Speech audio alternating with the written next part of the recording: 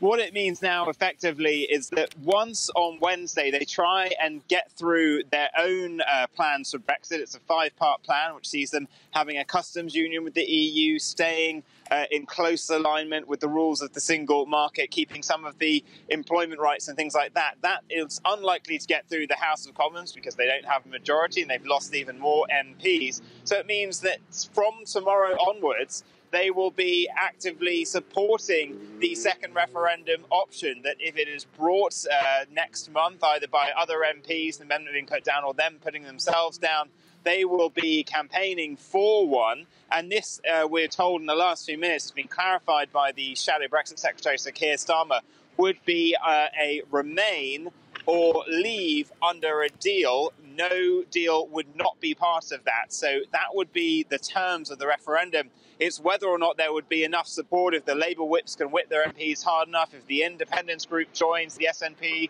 the Lib Dems, and then some Tory Remainers, whether or not it would actually be possible to get a majority for that referendum in the House of Commons. Vinny, Labour's position has often been criticised for not being clear enough on Brexit. Now that it's come out and said it will support a second referendum, does that make that option more likely?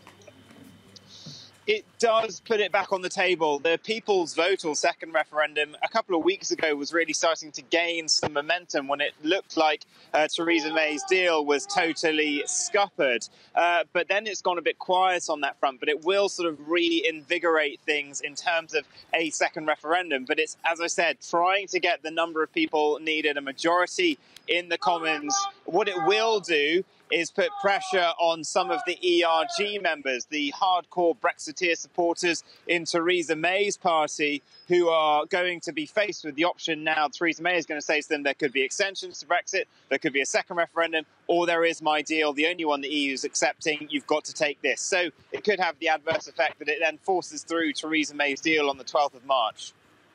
And what about Theresa May? She's also facing a bit of a revolt this morning from her own MPs. Could she be forced to change her policy on Brexit?